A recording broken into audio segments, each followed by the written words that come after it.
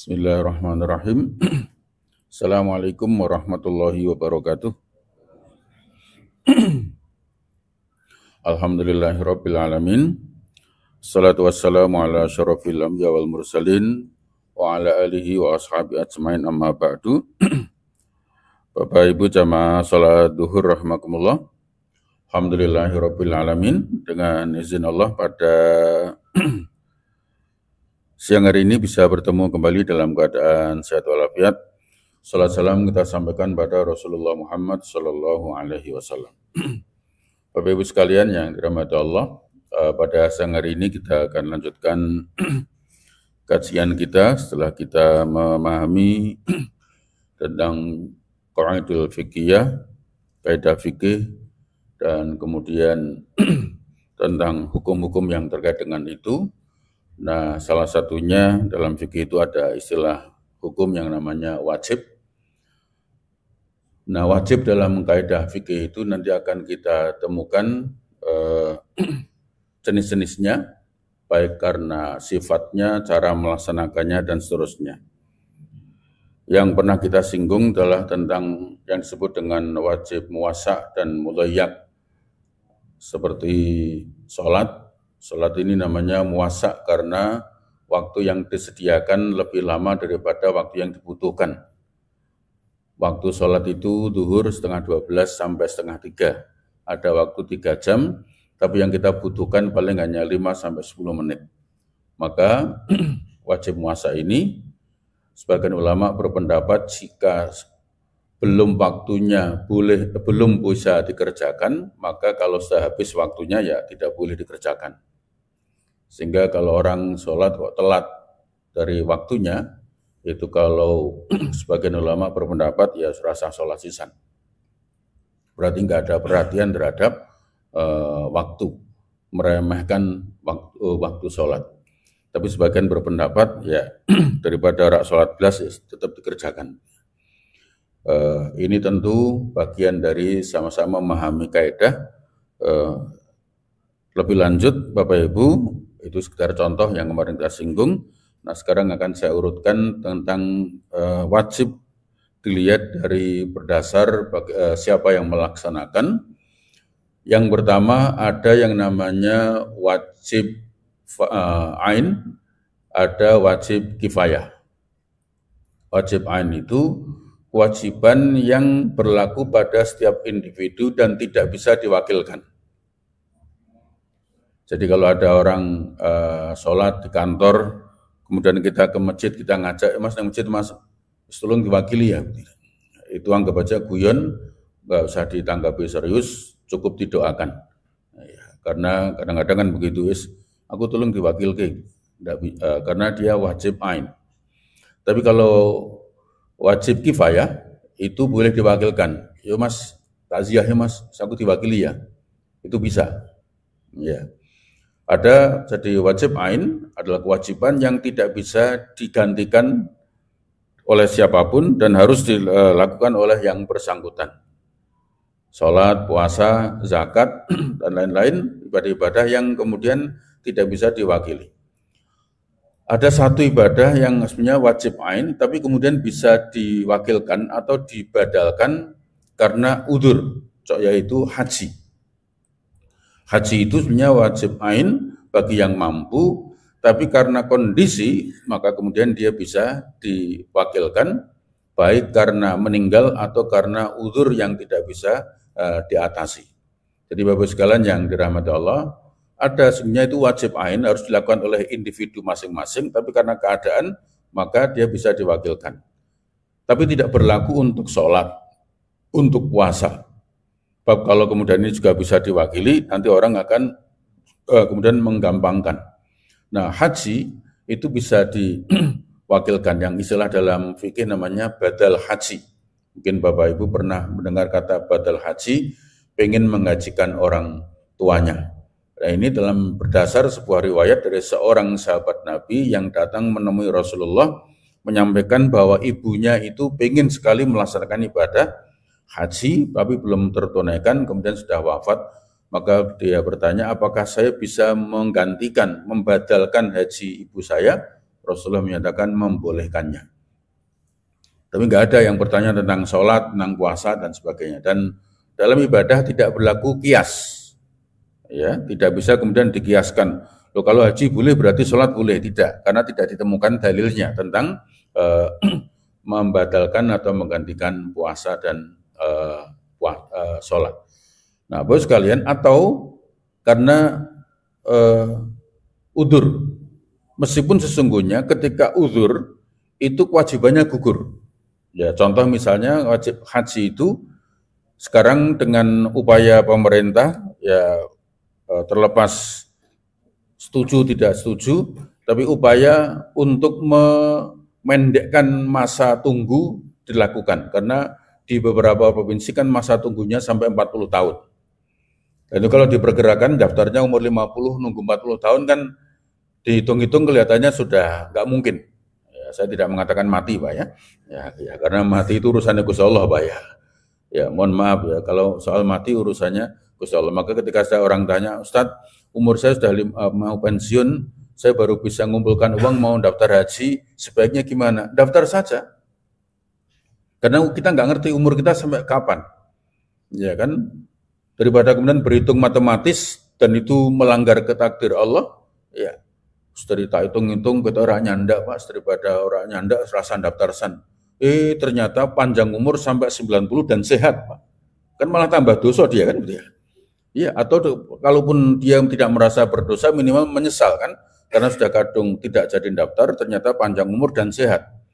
Dan usia harapan hidup orang Indonesia kan semakin bertambah. Maka daftar saja.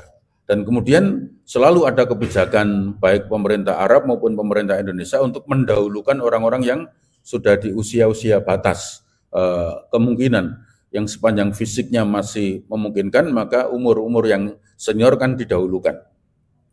Nah, bahwa ternyata yang didahulukan ternyata sehat, kemudian yang mendampingi mati banyak juga, Pak. Ya, karena yang orang tua harus didampingi oleh anaknya atau kerabatnya yang masih muda. Tambah di sana yang sakit itu malah anaknya terjadi kan. Ya kan, dulu pernah ada kisah menarik. Jadi ada orang kaya ingin berangkat haji, tapi orang kaya ini punya spesial lah. Jadi selalu harus ada yang mijiti. Ya. Sementara dulu yang mijiti istrinya, tapi lama-lama istrinya juga ikut kaya kan, males mijiti gitu ya. Ya kan begitu. Sepodo sugih ngongkonan gitu. Maka kemudian dia punya tukang pijit khusus. Tiap pekan dia tukang pijitnya datang ke rumahnya mijitin dia supaya bugar. Ya, katanya begitu. Nah, kemudian dia ingin berangkat haji. Bingung dia. Nanti kalau haji 25 hari karena dia pakai yang khusus plus itu nanti saya nggak ada yang mijiti, nanti gimana? Nanti berat ibadah saya. Maka Allah takdirkan itu kemudian tukang pijitnya itu diajak berangkat haji, Pak. Jadi tidak kaya tapi bisa berangkat haji dengan ONH khusus plus. Ya, ini pelajarannya ketakwaan, bukan terus melu di tukang pijit, Pak. Ya, singkat cerita berangkat haji, Pak. Ini luar biasa. Akhirnya berangkat haji, orang kaya ini kemudian bersama tukang pijitnya ikut berangkat haji. Sampai di sana itu, Pak, alhamdulillah yang sakit tukang pijitnya. Iya, majikannya sehat, Pak. Akhirnya majikannya yang mijit tukang pijit itu, Pak. Loh ya betapa loh, ini kalau takdir Allah mengendaki itu ya sebegitu itu, Pak. Bos gratis, isih dipijeti, luar biasa. Itu pelajaran yang indah. Ya. Bapak Ibu, kalau ya sebenarnya banyak kisah yang inspiratif buat kita itu. Ada ibu-ibu naik motor, kemudian ya rating kiri belok kanan kan ibu-ibu gitu. Nah, kemudian terserempet oleh mobil di belakangnya, mobil bagus, tapi ternyata yang pemilik mobilnya tidak marah, malah kasihan. Ya, jadi Bapak Ibu, kemudian sopirnya tetap orang kaya ini merasa bersalah karena nabrak ibu-ibu. Akhirnya kemudian ditanya panjang lebar, biar nggak banyak tuntutan, ibu ini diumrohkan. Ya, bisa dibayangkan, Pak. Diserempet aja diumroh ke pemerintah, wabrak sana gitu. Bisa hajian kira-kira kan begitu loh, Bapak yang dirahmati Allah Subhanahu wa taala. Nah, pada kasus kemudian dia tidak bisa melaksanakan ibadahnya karena lagi-lagi ini pemerintah Indonesia, pekerja Arab Saudi itu rembukan membuat persyaratan untuk istitoah itu semakin ketat. Syarat untuk bisa mendapatkan visa haji itu salah satunya istitoah kesehatan dengan membuat banyak kriteria. Beberapa penyakit yang tidak akan keluar visa hajinya antara lain jantung, kemudian cuci darah, kemudian ada beberapa nama penyakit yang kemudian bisa membatalkan dia untuk tidak berangkat haji. Nah, yang begini ini kalau kemudian sudah divonis, tidak mungkin dia bisa dibatalkan hajinya. Meskipun secara kewajiban dia sudah gugur kewajibannya karena tidak memenuhi syarat kesehatannya. Tapi karena ini dia ingin juga, maka dia boleh dibatalkan hajinya. Nah, begitu Bapak Ibu sekalian, semua harus dilakukan sendiri, tapi ada satu yang disebut dengan haji. Nah, yang kedua ada wajib kifayah. Nah, wajib kifayah itu orang sering salah memahami bahwa memang ketika sudah ada yang melakukannya, maka yang lain gugur kewajibannya. Itu betul. Tetapi kemudian sesungguhnya wajib kifayah itu menuntut partisipasi kita lebih banyak. Ya, mohon maaf, ziarah, takziah, mensolati, mengkuburkan, mengkafani, menguburkan sampai selesai, itu memang kifayah. Sepanjang sudah ada yang mengurusi, ya sudah, kewajiban yang lain gugur dengan sendirinya. Tetapi kan kemudian karena kita merasa sudah ada yang melakukan, kita nggak mendapatkan kebaikan apapun ketika orang lain yang melakukannya. Mestinya, meskipun itu kifayah, maka sedapat mungkin kita ambil bagian dari kifayah itu. Ya, karena orang sakit, itu kan kewajiban seorang hak muslim dengan muslim yang lainnya, salah satunya jika sakit, menengoknya. Nah, kalau meskipun ya ketika sudah ada yang menengok, kemudian gugur kewajiban kita, tapi akan lebih bagus yang menggugurkan itu adalah kitanya, bukan orang lain. Sehingga kita tidak dompleng keguguran kewajiban itu, tapi kemudian kita justru yang melakukannya. Sebab nanti kalau nuntut mencari ilmu dan sebagainya juga memang itu kifayah, tapi kemudian kita tetap gugur kewajiban menuntut ilmunya, tapi kita kan tetap bodoh, Pak. Ya, sholat jamaah, ya kan masjid, ya masjid itu kan maka kemudian sebagian para ulama kan mensyaratkan yang boleh dipakai Jumatan itu kan disyaratkan yang dipakai rawatib, ya. Maka jangan sing penting wis ana sing nglakoni, enggak, kalau bisa kita yang melakukannya. Sebab mohon maaf ya, misalnya mengantarkan, memandikan, mengkuburkan jenazah, mensolatkan, itu jangan sampai kita ikut takziah, kemudian wis ana sing nyolati ya. Iya, betul, kita gugur kewajiban, tapi kita nggak dapat apa-apa. Hanya malah rembukan di pojokan, padahal ada kesempatan mensolati hanya dengan alasan wajib kifayah. Nah, kan kita rugi, Bapak Ibu. Maka kalau bisa, meskipun itu kifayah, kita adalah orang yang ikut melakukannya. Ya, mungkin kalau mensolati, orang nggak ngambil ini. Tapi kalau kemudian pada masa seperti masa COVID, ya, dengan alasan kifayah, itu orang saling menghindar, Pak. Sehingga kemudian, mudinnya yang harus mengurusi, mengkafani, menguburkan di tengah malam, di zaman COVID awal-awal, Pak. Iya, tengah malam harus ngurusi sendiri. Dengan alasan santri-santri, kiai-kiai kifayah, wis ana sing ngurusi, tapi akhirnya dia terus. Akhirnya kan dia yang dikubur. Ya karena nggak kuat, Pak. Loh iya, beruntun orang dan itu ada dosa sosial yang kita lakukan karena kemudian kita membiarkan orang melaksanakan kifayahnya sendirian. Nah, di situ Bapak Ibu sekalian yang dirahmati Allah, sekali lagi meskipun sifatnya kifayah yang gugur bisa dikerjakan oleh orang lain, tapi kita mestinya menjadi bagian dari yang melaksanakan, bukan yang merasa cukup dengan ada yang melakukannya. Sebab bisa terjadi hukum sebaliknya, ketika Harun al-Rasyid memerintahkan para jamaah Jumat, diumumkan besok hari Jumat seluruh jamaah masing-masing pribadi harus membawa 1 gelas madu. Nanti akan kita kumpulkan di bak besar, di tong besar di depan masjid. Kita membutuhkan madu yang sangat banyak. Maka kemudian dari Jumat, Sabtu, Ahad belum ada yang nyari madu. Begitu masuk hari Senin, Sudah mulai ada yang berpikir nanti 1 gelas madu dikumpulkan akan menjadi begitu banyak madu. Maka daripada saya repot-repot nyari, wong sudah banyak yang nyari, saya tak bawa air saja. Nanti saya kumpulkan, dicampurkan dengan begitu madu yang banyak kan enggak kelihatan.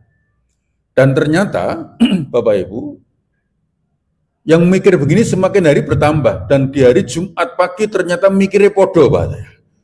Iya, ini sekali lagi kifayah kalau kemudian disepelekan jadi begini ini. Maka nanti pada hari Jumat itu akhirnya yang terkumpul air semua, tidak ada yang bawa madu. Itu kan sama, Mas, ini taziarah, lu tak kira sampean mangkat, lu tak kira wakili sampean, kan begitu nanti jadinya Bapak Ibu. Maka mestinya kita bismillah, karena kifayah, mbok menawa ora ana sing mangkat, aku tak mangkat. Dan setiap kita berpikir begitu, maka nanti berangkat semua, Pak. Iya. Tapi kalau kita mikirnya paling ono sing mangkat, iso ora ono sing mangkat. Khususnya subuh gerimis di bulan November Desember, Pak. Iya, Pak. Sehingga harus terpikir oleh kita, apalagi menurut saya, apalagi khusus untuk saya, mesti wajibannya berpikirnya kudu mangkat. Mbok menawa ora ana sing mangkat. Iya. Harus berpikir begitu. Subuhan. Gerimis, Mas. Iya, kadang-kadang kan kendala setannya kan warna-warna gitu. Udan terus lah yo nak do mikire ngono kabeh ora ana sing mangkat. Sepaling wis ana sing ngarep musala mesti mangkat gitu. Ya kan jadi begitu, Pak. Iya.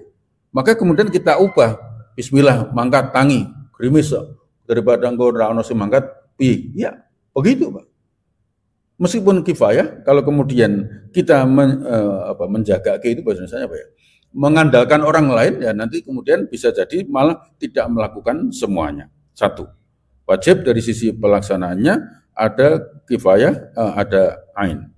Nah, yang kedua, Bapak Ibu sekalian yang dirahmati Allah, berdasarkan waktu melaksanakannya, maka ada wajib namanya wajib muakkad, ada yang namanya ghairu muakkad. Kewajiban yang didasarkan kepada waktu, terikat oleh waktu. Contohnya sholat. Sholat ini kewajiban yang terikat oleh waktu. Tadi saya sebut, kalau belum waktunya tidak boleh, kalau sudah habis waktunya, hukum asalnya juga tidak boleh. Jadi tidak bisa Bapak Ibu dengan semangat berislam yang tinggi, kemudian habis sholat isya subuhan sisan. Loh Mas, dengaran ba'diyah isya Mas, ora iki subuh. Daripada sesuk kawanan, Ustaz, iya daripada sesuk dosa saiki san bae. Tidak bisa, Pak. Iya.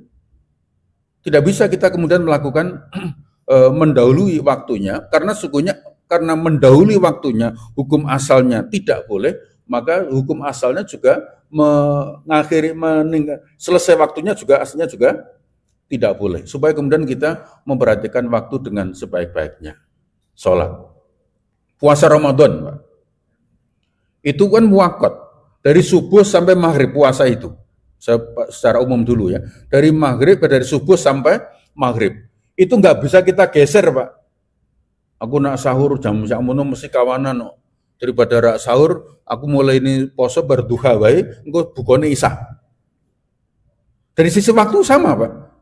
Subuh sampai maghrib 13 jam setengah. Aku pokoknya poso 13 jam setengah. Menggeser waktu tidak bisa. Karena ini wajib muakkad, wajiban yang terikat dengan waktu. Berikutnya apa contoh lain? Ramadan. Aku ingin sasi Ramadan tidak bisa. Poso Ustaz. Apalagi ini lagi rame-ramenya bisnis, kok tak ganti pas awal lah. Iya, kan ada orang-orang yang kemudian pas di bulan gue sibuknya luar biasa. Seperti ujian orang bakul buka warung, angger pas wae Jumatan rame Pak. Ya kan? Itu terus usul tak mirip, Mas, mbok Jumatannya barasar bae gitu. Itu pas rame-rame nih Mas ya. Tidak bisa. Itulah kenapa Bapak Ibu, mohon maaf, dulu ada tokoh agama yang protes kenapa di kantor-kantor pemerintah, baik yang pemerintah maupun BUMN, bahkan juga di kantor-kantor swasta, ada masjidnya. ada tempat ibadah Muslim, kenapa tidak ada tempat ibadah lain? Baik di tempat yang mayoritas maupun di tempat yang minoritas. Ya. Dengan sangat indah kemudian Pak Yusuf Kala memberikan jawaban dengan sebagai Ketua Dewan Masjid Indonesia, ya bukan sebagai Wakil Presiden waktu itu, sebagai Ketua Dewan Masjid Indonesia, beliau menjawabkan sangat indah. Karena kami punya kewajiban yang terikat dengan waktu. Salah satunya sholat Jumat. Beliau nggak nyebut rutin duhur asar, langsung nembak di sholat Jumat. Karena kami adalah Muslim yang diajarkan ya taat ibadah kepada Allah, tapi juga tidak boleh meninggalkan urusan dunia, maka kami perlu adanya masjid. Sehingga kami sholat Jumat bisa di komplek kantor kami tanpa harus kami pulang dulu dan nanti balik ke kantor. Nanti tidak efektif waktunya dan kemudian kita akan meninggalkan pekerjaan kantor. Kalau ini dimasalahkan, bagaimana kalau kemudian libur nasional kita hari Jumat? Ya, bagaimana kalau libur nasional kita ganti hari Jumat karena kami mayoritas, sebagaimana di Timur Tengah libur Jumat dan nanti hari Minggu Anda masuk. Silakan membuat tempat ibadah. Anda akan kesulitan karena bagi kami Muslim, masjid kantor itu mau diisi apapun asal Muslim bisa.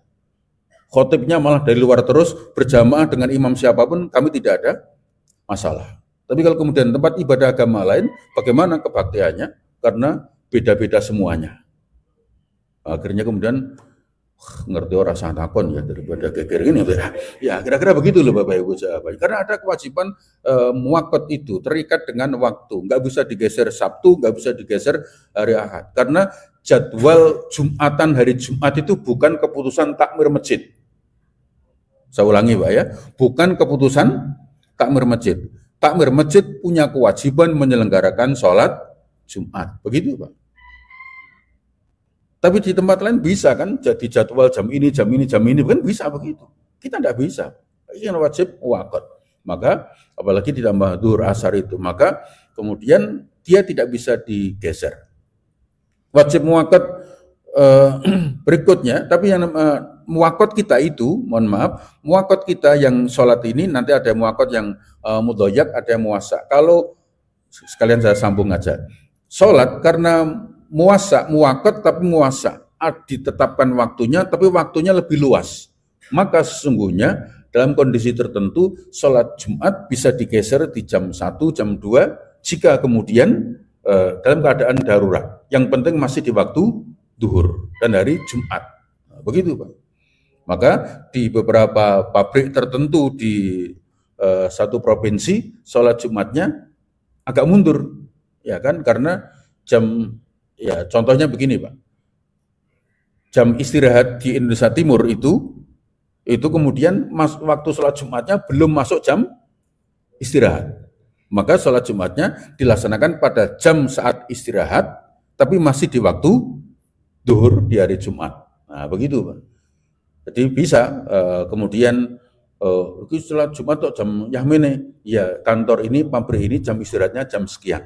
Yang penting masih di waktu duhur. Nah, itu namanya karena dia sifatnya muwassa. Atau nanti Bapak Ibu kalau pas ada rezeki, kemudian dapat tugas belajar atau sekolah atau kuliah atau bosan di Indonesia pindah ke Amerika misalnya gitu. Itu kan jumlah umat Islam di New York semakin banyak. Nah, kalau pas sholat Idul Fitri itu dibuat dua gelombang. Karena tidak mungkin kalau sekali itu kemudian punya tempat yang memadai. Jangan bayangkan sholat Id di sini Pak ya. Nutup jalan, ya kan lapangan buat tutup. Kan kita bisa Pak, di sana dah bisa, geger Pak. Buat tutup wabrak kan begitu Pak. Iya. Maka kemudian minta izin kepada pemerintah setempat untuk menggunakan lahan untuk kemudian dilaksanakan sholat Idul Fitri. Nah, karena sholat Idul Fitri itu adalah sholat yang kemudian kaum muslimin berbondong-bondong semuanya sholat, termasuk yang tidak rutin sholat, gitu Pak. Maka jumlahnya pesertanya pasti akan lebih banyak. Maka kemudian supaya tidak menimbulkan fitnah keributan, maka dibuat dua gelombang. Jadi barangkali nanti tinggal di Amerika kok dapat undangan sholat id sesi 1 seperti nyumbang nganten saya gitu Pak. Nah, itu ya biasa aja, sangat mungkin terjadi. Yang penting imamnya ganti, khotibnya ganti. Ya, jangan kemudian khotibin double ping pindun. Ya, khotibnya ganti, imamnya ganti. Begitu bisa Bapak Ibu, karena dia sifatnya muasa, waktunya masih di waktu duha kalau sholat Idul Fitri, Idul Adha. Begitu Bapak Ibu, ada namanya wajib muwakot, kewajiban yang berkaitan dengan waktu melaksanakannya. Yang kedua ada yang namanya ibadah ghairu muwakot, tidak terikat dengan waktu. Ya, sedekah itu nggak terikat dengan waktu. Mungkin terikatnya dengan pas didit karora, gitu aja Pak. Tapi kalau kapannya, jamnya itu tidak terikat. Kapanpun kita bisa melakukannya. Kemudian melaksanakan nazar. Saya kalau anak saya diterima di PLN, maka saya akan puasa seminggu. Boleh Pak. Nah puasanya kapan? Bebas waktunya. Tidak harus kemudian begitu ditompo langsung poso. Ya kan? Ini namanya ghairu muwaqat. Kita punya waktu yang cukup untuk melaksanakannya karena bebas kapan melakukannya. Nah, terkait dengan yang muasa tadi, baik dengan yang muwaqat yang terikat waktunya, baik yang muwassa maupun mudayyak harus kemudian kita pahami terikat dengan waktu. Contoh lain adalah haji, Pak. Orang berangkat haji itu kan bilang nanti ini dimulai dari kasus peristiwa Al-Muaisim, terowongan Al-Muaisim yang terjadi benturan, jamaah saling dorong karena yang datang dari sana masuk, yang dari sini mau pulang masuk. Bedanya Pak. Nah, orang Indonesia itu ada yang punya usul, daripada begitu sering terjadi bencana, bahwa hajinya digilir saja. Indonesia Januari, Arab Februari, Maret kan gitu. Apa kemudian orang, oh ide bagus? Enggak, ketemu fikih berbenturan dengan fikih. Ini wajib muwaqat, waktunya ditentukan tanggal 9 Dzulhijjah, enggak bisa sembarangan. Ini bedanya Pak. Orang Indonesia mikirnya, mbok galak dino wae gen-gen iso lancaran begitu. Arab beda. Maka kemudian orang Arab berpikirnya berbeda, bikin terowongan baru supaya pintu masuk, terowongan masuk dan terowongan keluar berbeda. Loh ini Pak, podo-podo mikirin memang beda Pak. Actionnya konong gawe terowongan kene prai rak wis, gitu Pak. Dan kira-kira gitu loh Pak. Memang ada agak unik dari cara berpikir kita itu. Ya kan anggaran masalah daripada mumet kan ngono kan kadang begitu. Padahal mestinya ada jalan keluar yang bisa kemudian ditemukan. Nah, alhamdulillah kemudian sekarang sudah mulai banyak terowongan untuk masuk ya dibikinkan 2 terowongan, untuk keluar dibuatkan 2 terowongan sehingga berbeda, insya Allah tidak akan bertemu. Ini sekedar contoh menyelesaikan ketika kewajiban muwaqat waktunya tertentu, tapi kemudian harus kemudian ada jalan keluar mengatasinya. Nah itu yang kemudian sebagaimana tempat nanti juga begitu. Maka Bapak sekalian yang dirahmati Allah, khusus terkait dengan muwaqat yang muasa khususnya, kita mestinya lebih harusnya bersyukur, tapi bukan gampang ya. Wajib muwaqat, kewajiban yang terikat dengan waktu, tapi muasa waktunya luas, itu mestinya bukan digampangke, tapi malah harusnya disyukuri. Ya, alhamdulillah masih ada waktu sholat, sehingga saya masih bisa menyelesaikan pekerjaan saya. Bukan sholat Mas, saya dowo waktunya. Nah ini Pak, wajib muasa itu orang menyikapinya berbeda. Seperti tadi yang saya sebut wajib kifayah. Jamaah paling sono sing wakili. Nah, kadang kita begitu. Mas, sholat yuk. Oh, saya dowo waktune. Rasa alim-alim. Ngono malah begitu padahal. Ya kan? Begitu padahal mestinya ini segera kita tunaikan karena waktunya sudah masuk. Begitu Bapak Ibu sekalian, mempelajari fikih itu memang potensinya 2. Nak ngerti kemudian semakin hati-hati, ada yang semakin gampang Karena ngerti wis ora apa-apa. Kan gitu toh, seswi. Entuk kok, kan begitu, Pak. Tapi kalau kemudian ngerti, oh ini kifayah, maka saya harus masuk menjadi di dalamnya. Meskipun waktunya panjang, saya ambil yang paling awal saja. Karena jaga ini baru kita nggak ngerti mau ada apa. Begitu yang mestinya kita lakukan. Begitu Bapak Ibu, insya Allah nanti kita akan lanjutkan kembali setelah membahas tentang wajib ain dan wajib kifayah, kemudian muakkad dan ghairu muakkad. Nanti ada yang berikutnya, nanti kita akan bahas yang muhaddad dan ghairu muhaddad. Ada yang ada ukurannya, ada yang bebas menjalaninya. Saya kira sementara ini dulu. Terima kasih, mohon maaf. Wassalamualaikum warahmatullahi wabarakatuh.